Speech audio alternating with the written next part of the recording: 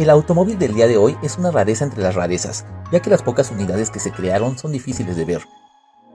Es más, durante años estuvieron perdidas, y aunque ahora una de ellas es pieza de una importante exposición, tendrás que viajar a un país muy lejano y caro, la hermosa Suiza, para poder admirarlo.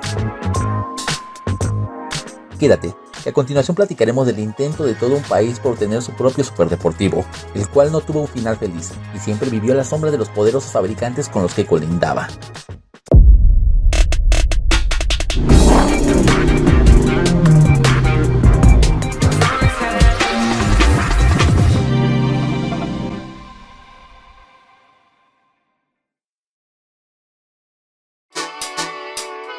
Cuando escuchamos hablar de la industria suiza, nos viene a la cabeza un país con una gran cantidad de vida rodeada de grandes bancos, montañas y centros turísticos en los Alpes, chocolates o famosas navajas.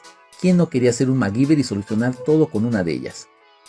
Pero si hablamos de la industria automotriz, no se nos ocurre nada relevante, a menos de que seas un conocedor de pequeñas marcas manufactureras de autos.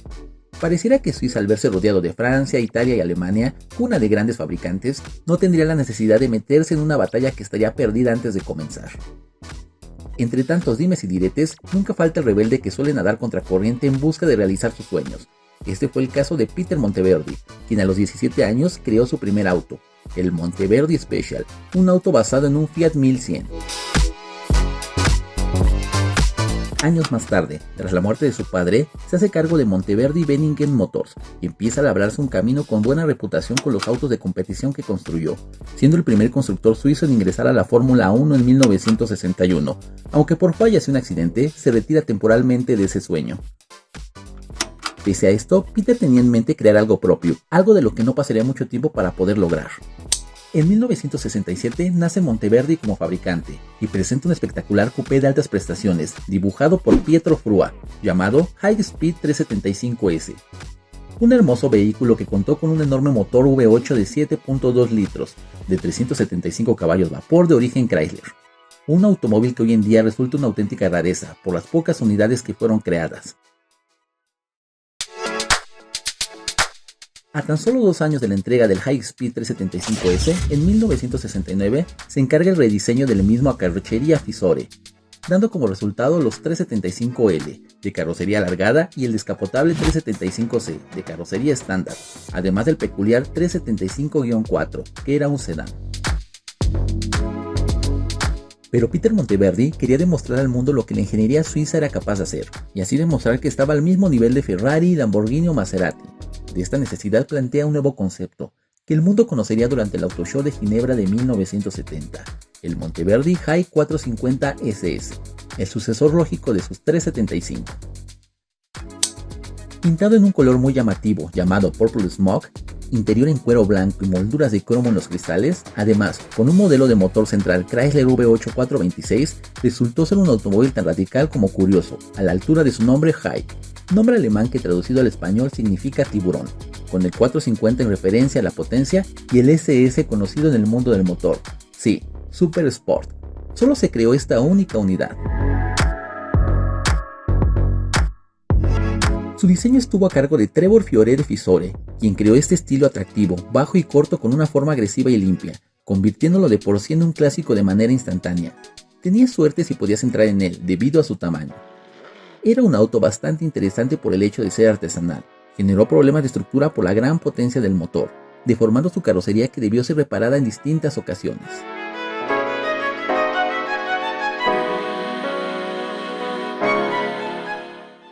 En 1973 se introduce la versión GTS, que era una versión más larga y mejorada, con cierta inspiración en un Ferrari Daytona en el frontal.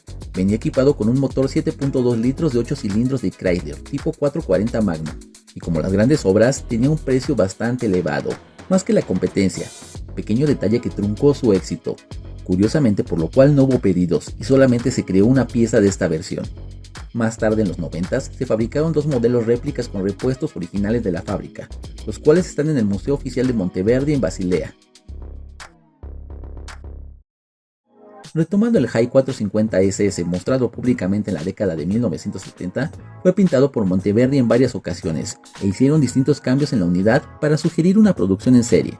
Posteriormente fue vendido, perteneciendo a varios propietarios, hasta 2006, donde fue totalmente restaurado y devuelto a sus especificaciones originales.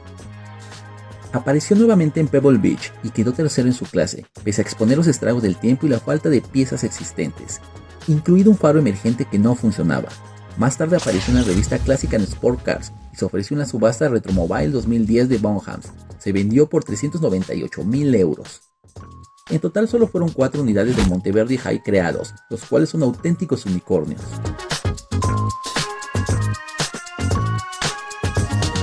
Como curiosidad, después de la presentación de la primera unidad de este raro auto, tras ser llevado a Basilea y ser expuesto para que la gente lo conociera, los suizos cantaban orgullosamente el himno nacional a su alrededor, como muestra del gusto de poder tener un auto de estas características en su país. Trágicamente el automóvil resultó un auténtico dolor de cabeza, tras los problemas que comenzaron a tener en distintas ocasiones. Y no hablemos del fracaso en ventas.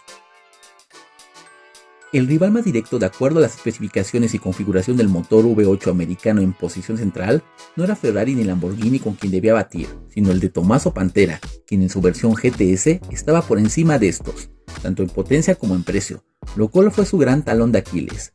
Por cierto, hace un tiempo te trajimos la historia del Pantera, un trabajo del mismo guionista de este video. Aquí te dejamos su link para que vayas a verlo al término de este documental. En 1992 intentaron volver a la escena con el Monteverdi High 650 F1, un superdeportivo que utilizaba algunos de los componentes con los que habían competido en la Fórmula 1. Tenía el mismo chasis y el motor Ford DFR V8, con más de 650 caballos vapor y una velocidad máxima de 335 km por hora. Se quedó en un intento y solamente se hicieron 2 prototipos. En fin, estamos frente a un automóvil que llenó de gloria durante un reducido tiempo a todo un país, el cual seguirá siendo recordado por clichés anteriormente mencionados, pero no por tener un superdeportivo exitoso. Aún así, aquí tiene su historia, antecedente del intento de toda una nación por querer competir en un mundo tomado por grandes y millonarios fabricantes. Qué gusto verlos llegar al final del video. Con esta historia regresa un viejo colaborador del canal, nuestro amigo Giovanni Tarazona, quien desde Colombia nos mandará algunos guiones como el de hoy. Bienvenido, Gio, ya te extrañábamos. Bueno, sin más por el momento llegó la hora de despedirnos, que se encuentren bien y recuerden que el arte se mide en kilómetros. Hasta la próxima.